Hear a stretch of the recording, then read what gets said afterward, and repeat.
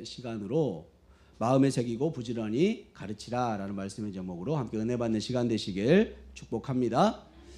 여러분 혹시 밥상머리의 작은 기적이라는 책 읽어보신 적 있습니까?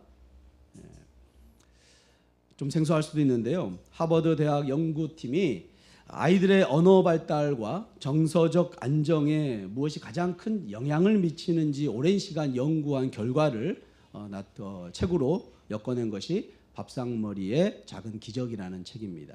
놀랍게도 그 결과는 값비싼 과외와 특별한 프로그램이 아니었습니다. 바로 가족이 함께 모여 밥을 먹으며 나누는 식탁의 대화, 즉 밥상머리 교육 안에 있었다는 것이죠. 세상의 교육학자들은 이것을 최신의 교육의 비밀을 밝혔다고 호들갑을 떨었습니다. 하지만 우리 그리스도인들에게는 이미 전혀 새로운 것이 아닙니다. 하나님께서는 이미 3,500년 전에 모세를 통하여서 이스라엘 백성들에게 이 비밀을 말씀해 주셨기 때문이죠. 이것이 바로 우리가 잘 아는 쉐마 교육입니다. 우리는 지난 시간에 자녀 신앙을 가르치는 주체는 교회 학교가 아니라 바로 가정이라는 사실을 분명히 했습니다.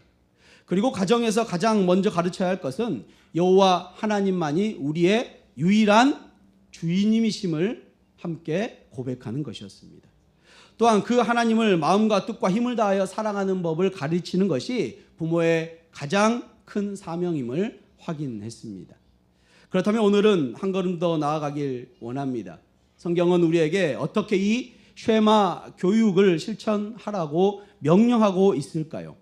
오늘 본문의 말씀을 통하여서 하나님이 디자인하신 가정의 모습으로 회복되는 시간 되시길 축복합니다. 지난 시간 말씀드린 것처럼 지금 모세의 설교를 듣는 사람들은 누구입니까?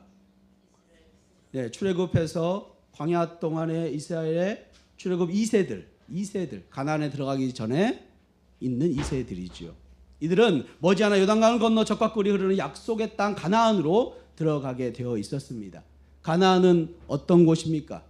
가나안은 광야와는 달리 풍요로운 땅이었습니다. 동시에 우상 숭배와 세속적인 가치관이 가득한 위험한 곳이 바로 가나안이죠. 모세는 그 풍요의 땅에서 이스라엘 백성들이 배불러서 하나님을 잊게 될까 봐 두려웠던 것입니다. 그래서 그들의 자녀 세대가 하나님을 떠나지 않도록 피를 토하는 심정으로 신앙 전수의 방법을 명령하고 있는 것입니다. 그런데 가나안에 들어가는 출애굽 2세를 바라보는 모세의 모습, 오늘날 저와 여러분의 모습과 너무나 닮지 않았습니까? 세상 풍요와 가치를 쫓는 자녀들의 모습을 바라보는 부모의 심정 말입니다. 오늘 모세를 통해 말씀하신 하나님의 명령에서 그 답을 찾으시길 축복합니다. 첫 번째로 자녀를 가르치기 전에 부모의 마음에 먼저 하나님의 말씀을 새겨야 합니다. 6절입니다. 오늘 내가 내게 명령한 이 말씀을 너는 마음에 새기고. 아멘. 여기서 나는 누구죠? 모세이죠. 너는 누구입니까? 이스라엘 부모 세대를 이야기하는 것입니다. 먼저 너라고 불리는 그들이 모세가 가르치는 말씀을 마음에 새기고 그 후에 자녀들에게 가르치라는 말씀이죠. 하나님께서는 부모들에게 자녀를 가르치라고 명령하기 전에 먼저 너의 마음에 말씀을 새기라고 말씀하십니다. 여기서 마음으로 번역된 히브리어는 레바브라는 단어를 쓰는데요. 현대인 우리들이 생각하기에 마음은 무엇입니까? 감정이나 기분을 의미하지만 당시 고대 히브리인들은 레바브란 단어는 지성의 의지, 인간의 중심적으로 통제하는 곳, 그것이 레바브 마음이었습니다. 단순히 감동을 받으라는 것이 아니라 여러분의 생각과 가치관의 의지의 중심에 하나님의 말씀을 깊이 새기라는 것이지요. 그런데 왜 자녀에게 가르치기 전에 부모의 마음에 먼저 새기라고 말씀하고 계시는 것일까요? 우리는 하나님의 은혜를 너무나 쉽게 잊어버리기 때문이지요. 치명적인 영적인 건망증에 우리는 걸려 있습니다. 그렇지 않습니까? 어제 충만했던 은혜가 오늘까지 이어지지 못하는 안타까운 현실을 우리는 살고 있는 것이죠. 하나님은 우리의 그 죄성인 모습을 너무나 잘 알고 계셨던 것입니다. 그래서 하나님은 8절과 9절에서 아주 구체적인 방법까지 제시해 주십니다. 8절 9절입니다. 너는 또 그것을 내 손목에 매어 기호를 삼으며 내 미간에 붙여 표로 삼고 또 내 집 문설주와 바깥문에 기록할지니라. 아멘. 미간, 눈과 눈 사이 머리띠에 붙여 표로 삼는 이유는 무엇입니까? 반드시 기억해야 할 진리를 잊지 않기 위해서이지요. 그렇다면 집 문설주와 바깥문에 기록하는 이유는 무엇입니까? 집에 들어서면서 잊어버리지 않도록, 집에 나갈 때 다시 한번 기억할 수 있기 위해서 그렇게 하는 것이죠. 이렇게 할 때 자녀도 분명 유익을 누릴 수 있지만 먼저 부모가 말씀을 마음에 두기 위하여 이와 같은 지속적인 노력을 해야 한다는 것입니다. 유대인들이 이 말씀을 문자 그대로 지키기 위해 테필린이라는 가죽 상자에 성경 말씀을 집어넣고 이마와 손목에 매달았습니다. 사진 보여주실래요? 네, 테필린이라는 것을 저 작은 상자로 해서 지금 그 큰 남자 모습 보이시죠? 이마에 이렇게 맸습니다. 또 팔에도 이렇게 돌려서 거기에 말씀이 써 있는 것이죠. 여기 이마에 써 있던 걸 열어 가지고 거기서 이 끈을 빼서 팔에 감고 다시 이마에 해서 기도를 하는 겁니다. 말씀을 암송하면서 기도를 하는 겁니다. 바로 이 신명기 6장 5절에서 9절까지의 말씀. 13세 이상의 모든 이스라엘 남자들은 매일 아침 기도 시간에 쉐마를 적은 이 양피지를 넣은 이곳에서 이마와 왼쪽 팔에 달고 있는 그 말씀을 묵상하며 기도를 했던 것입니다. 그리고 집 문기둥에는 메주자라는 작은 통을 달아 두었습니다. 이런 통들을 집에 장식해 주었다는 것이죠. 장식품이 그냥 아닙니다. 집을 나설 때마다 문설주를 만지며 오늘도 하나님의 백성답게 살아가겠습니다. 다짐하기 위해서입니다. 일터에서 손목을 볼 때마다 거울을 비춰오는 자기의 이마에 그 붙어있는 것을 볼 때마다 내가 하나님의 은혜로 사는 자이구나. 그 사실을 끊임없이 기억하기 위해 처절한 몸부림을 치는 것입니다. 여러분 상상해 보십시오. 이마에다가 이렇게 작은 상자를 메고 다닌다고 생각해 보십시오. 세상 사람들이 어떻게 보겠습니까? 그렇죠. 저 또라이, 이상한 사람, 바보인가라고 하겠죠. 하지만 그 세상에 눈빛이 중요한 것이 아니라 거울을 볼 때마다 그 상자를 보게 되는 내 눈에 비치는 내가 하나님 은혜로 사는 자이구나. 나는 하나님의 말씀에 붙들린 자로 살아가야 되는구나 라고 되새김하는 것이 더 중요했던 것이죠. 사랑하는 성도 여러분, 자녀 교육의 출발은 내 아이를 변화시키는 데 있지 않습니다. 부모인 내가 먼저 일상 속에서 하나님의 은혜를 기억하고 그 말씀에 젖어 살아야 된다는 것이죠. 여러분, 소리굽새라는 악기를 아십니까? 네, 이런 악기인데요. 한 번쯤 학교에서 한번 보셨을 수도 있습니다. 또 동일한 그 막대기로 치거나 망치로 치면 동일한 그 주파수의 음이 나옵니다. 그래서 음악하는 분들은 여기에다가 소리를 귀를 대고 악기를 그 튜닝할 때 사용을 합니다. 또는 뭐 과학 실험에서 또 청력 검사에서도 사용하기도 합니다. 그런데 이것을 두 개를 놔두고요. 한쪽을 울리면 반대편에서 똑같은 울림의 소리가 들리는 거죠. 아무런 접촉을 하지 않았음에도 불구하고 이것을 공명현상이라고 합니다. 공명현상. 가정에서 신앙교육이 이와 똑같습니다. 부모의 영혼이 먼저 하나님의 말씀에 부딪혀 거룩한 떨림을 경험할 때, 부모가 십자가의 은혜에 감격하는 공명을 할 때 그 파동은 자연스럽게 우리 자녀들과 손주들에게 영향을 미치게 될 줄로 믿습니다.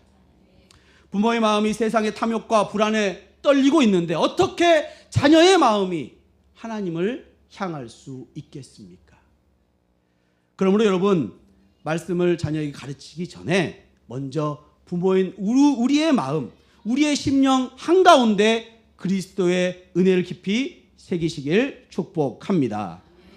두 번째로 신앙교육은 무거운 짐이 아니라 일상 속에서 자연스럽게 흘러가는 대화가 되어야 합니다. 7절입니다. 내 자녀에게 부지런히 가르치며 집에 앉아있을 때이든지 길을 갈 때이든지 누워있을 때이든지 일어날 때이든지 이 말씀을 강론할 것이며. 아멘. 먼저 가르칠 대상이 누구라고 말씀하고 있죠?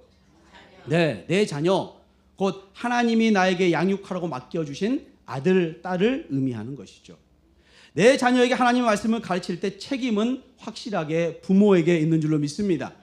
광야 이스라엘 백성이나 초대교회, 교회 학교는 그때는 없었지요. 제가 지금 교회 학교가 불필요하다라고 말씀하는 것이 아닙니다. 1차적인 자녀를 가르칠 책임은 오롯이 부모에게 있음을 기억하시길 축복합니다. 그런데 그러면 자녀에게 가르칠 내용은 무엇일까요? 본문에 이 말씀이라고 하고 있죠. 곧 하나님께서 모세를 통하여 이스라엘 백성에게 가르치라고 명령하신 모든 규례와 법도 명령이 이 말씀이죠. 평생 하나님을 경외하며 그분을 따르게 하는 하나님의 말씀, 부모는 자녀에게 부지런히 가르쳐야 합니다. 가르치라고 하고 강론하라고 또 말하고 어떻게 가르쳐야 할지 잘 모르겠다라는 염려가 생기기도 합니다. 여기서 부지런히 가르치며로 번역된 이 단어는 되풀이해서 반복하다라는 뜻을 갖고 있습니다. 되풀이해서 반복하다. 이 단어 때문에 많은 부모들이 큰 부담을 느낍니다. 아니, 집에서 매일 정말 다 각 잡고 앉아가지고 성경 공부를 가르쳐야 하나? 솔직히 나도 잘 모르는데. 가정 예배를 완벽하게 형식으로 드려야 하나? 부담을 갖지요. 그러나 이어지는 강론할 것이라는 이 단어를 주목해 볼 필요가 있습니다. 이 단어는 원어, 히브리 원어로 보면 다바르라인데 이건 거창한 신학적인 설교를 하라는 말이 아닙니다. 그저 일상적인 말하다, 자연스럽게 이야기하다라는 뜻이 바로 이 단어에 들어있는 뜻입니다. 다시 말하면 체계적이고 딱딱한 교육을 하라는 것보다는 삶의 모든 순간 속에서 끊임없이 말씀을 화제 삼아 이야기하라는 것이죠. 다만 계속해서 반복적으로 적절할 때에 말씀을 말하려는 노력, 성경의 원칙과 교훈과 지혜를 자녀와 나누라는 말씀입니다. 그렇다면 언제 그렇게 해야 될까요? 집에 앉았을 때, 길을 갈 때, 누워있을 때, 일어날 때 해야 합니다. 집과 길은 모든 우리의 생활 반경을 의미하는 거죠. 집에 앉은 것은 집안에서 안식을 누리는 활동이고 길을 가는 것은 집 밖에서 활동을 하는 삶입니다. 누워있을 때와 일어날 때는 모든 시간대를 포함하는 것이죠. 자는 시간, 깨어있는 시간을 말하는 것이니까요. 이것은 특별한 종교적인 시간이 아니라 아침부터 밤까지 이어지는 모든 생활 반경을 다 뜻하는 단어입니다. 한마디로 부모는 언제 어디서나 자녀에게 말할 수 있어야 한다는 것이죠. 차를 타고 등교하는 시간, 학원이 끝난 아이를 데려가는 시간, 저녁 식사를 하는 시간, 잠자리에 들기 전 이불을 덮어주는 그 순간까지 말입니다. 그 모든 적절할 때를 놓치지 않고 하나님의 성품과 성경의 원칙을 툭툭 던지듯 자연스럽게 말해주는 노력이 필요한 것입니다. 그 시기와 장소와 상황에 맞게 말씀을 말해주려는 노력을 계속 반복해야 한다는 것이죠. 그렇다면 구체적으로 어떻게 대화하고 가르쳐야 될까요? 부모님들은 종종 하나님의 말씀을 정확하게 전달해야 된다. 거기에만 모든 에너지를 쏟습니다. 하지만 아이들의 마음속에서 늘 이런 의문이 듭니다. 그래서요? 어쩌라고요? 성경 말씀을 맞는 건 알겠는데 학교에서 왕따 당하고 성적 때문에 죽고 싶은 내 현실은 그 현실과 무슨 상관이 있는데요? 우리의 자녀들은 말씀이 자기의 삶과 어떻게 연관되는지 스스로 답을 찾지 못합니다. 그럴 때 부모는 말씀을 이론적으로 전달하는 것이 아니라 자녀의 현실에 맞도록 실제적으로 적절하게 전달해야 한다는 것이죠. 특별히 이 부분에서 여러분의 간곡히 권면하고 싶은 중요한 적용이 있습니다. 이런 상황에서 이런 기분이 들 때 하나님의 말씀을 우리에게 이렇게 행동하라고 명령하신다라고 정답을 말해주는 것 유익할 수 있습니다. 하지만 그것만으로는 자녀의 마음을 온전히 움직이게 할 수 없지요. 그보다는 부모인 여러분의 삶 속에서 말씀이 어떻게 역사했는지를 간증처럼 들려주는 것입니다. 사랑하는 아들아, 아빠도 이런 상황에서 정말 두렵고 우울한 기분이 들었단다. 하지만 그때 하나님의 말씀이 아빠에게 이렇게 소망을 주었고 위로가 되었고 기쁨과 만족을 누릴 수 있었단다. 엄마도 죄의 유혹에 넘어갈 뻔했지만 하나님의 말씀이 엄마를 책망하며 다시 옳은 길로 설 수 있게 해 주었단다. 이처럼 말씀이 실제로 부모의 마음속에서 살아 역사하는 능력을 생생하게 말해주는 것이 절대적으로 필요합니다. 하나님의 말씀이 일으키는 그 놀라운 효과를 우리 자녀들도 기대하고 사모할 수 있도록 말해주는 것이죠. 물론 당장 눈앞에 보이는 자녀의 반응이 시원치 않을 수도 있습니다. 귀찮아하며 듣는 둥 마는 둥 할 수 있죠. 하지만 포기하지 마십시오. 언젠가 그 아이들이 자라서 우울할 때, 절망에 빠질 때, 세상의 고통과 공허함 속에서 길을 잃고 헤맬 때 어머니로부터 아버지로부터 들었던 그 말씀이 기억나게 될 줄로 믿습니다. 부모가 자녀에게 말씀의 지혜를 전달하는 이유는 또 무엇일까요? 율법의 의무감 때문입니까? 체면 때문입니까? 아닙니다. 자녀를 진심으로 사랑하기 때문이지요. 또한 살아있는 하나님의 말씀이 진실로 내 사랑하는 자녀에게 영원한 생명과 유익으로 줄 것을 믿기 때문입니다. 그러니까 억지로 무거운 의무감으로 가르치지 마십시오. 진심으로, 기쁨으로, 열정으로 자녀와 손주들에게 생명의 말씀을 흘려보내시길 축복합니다. 그런데 사랑하는 성도 여러분, 오늘 말씀을 듣는 가운데 한쪽 어깨가 무거워지지는 않습니까? 목사님, 말씀은 너무 좋은데 현실이 그렇지 않습니다. 내 마음에도 말씀이 잘 새겨지지 않고 내 삶도 흔들리는데 어떻게 아이들에게 기쁨을 간증할 수 있겠습니까? 가르치기는커녕 말 안 듣는 아이를 보면 혈기부터 부리고 윽박지르는 제 모습을 보게 됩니다. 맞습니다. 하나님의 은혜를 마음에 새기고 부지런히 가르치는 것 정말 눈물나게 어렵습니다. 우리의 의지와 결심만으로는 돌덩이 같은 우리의 마음에 말씀을 깊이 새길 능력이 없기 때문이지요. 만약 옳은 말씀을 듣고 여러분 회개하고 더 노력하십시오, 훌륭한 부모가 되십시오라고 끝난다면 우리는 또다시 율법의 무거운 짐에 눌리고 절망하게 되겠지요. 우리는 이 율법을 온전히 지킬 수 없는 영적인 파산자들이기 때문이죠. 그래서 하나님은 예레미야 31장 33절에서 우리에게 위대한 새 언약을 약속해 주셨습니다.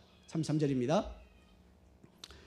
그러나 그날 후에 내가 이스라엘 집과 맺을 언약은 이러하니 곧 내가 나의 법을 그들의 속에 두며 그들의 마음에 기록하여 나는 그들의 하나님이 되고 그들은 내 백성이 될 것이라 여호와의 말씀이니라. 아멘. 우리가 스스로 새길 수 없기에 하나님께서 친히 우리의 마음에 말씀을 기록해 주시겠다고 하신 줄로 믿습니다. 이 언약이 어떻게 성취되었습니까? 말씀이 육신이 되어 우리 가운데 오신 바로 예수 그리스도를 통해서인 줄로 믿습니다.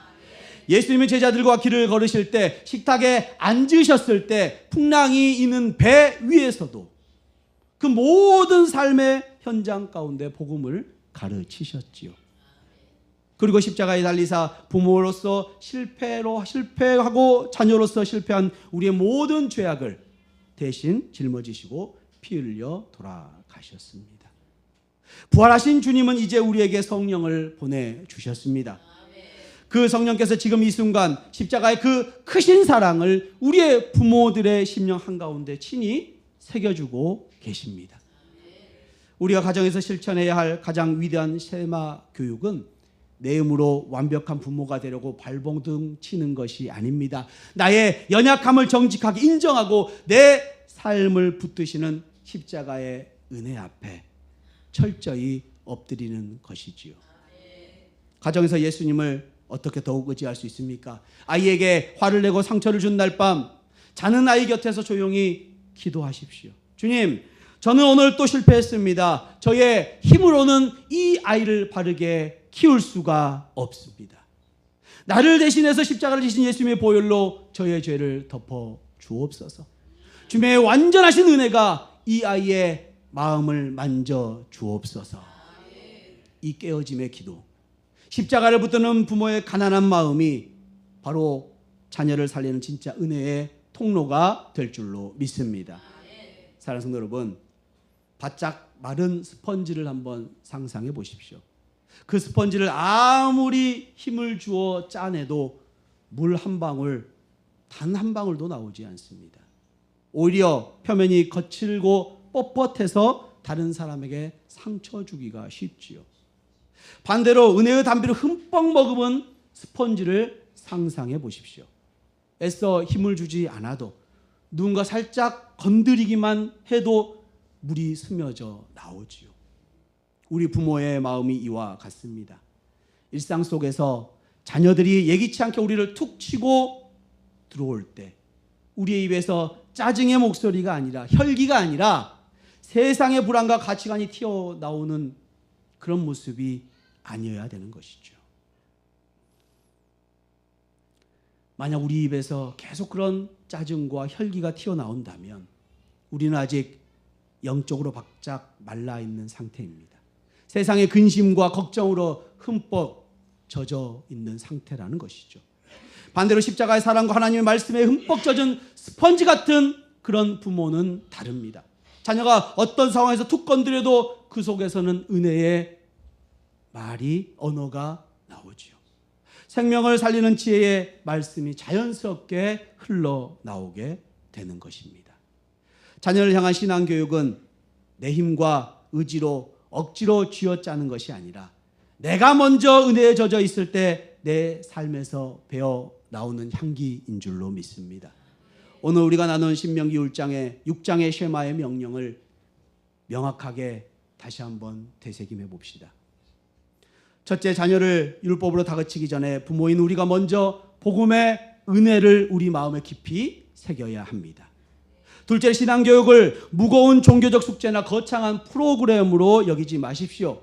집에서 앉아있을 때나 길에 갈 때나 누워있을 때나 모든 일상의 대화를 통해 자연스럽게 말씀을 흘려 보내시길 바랍니다.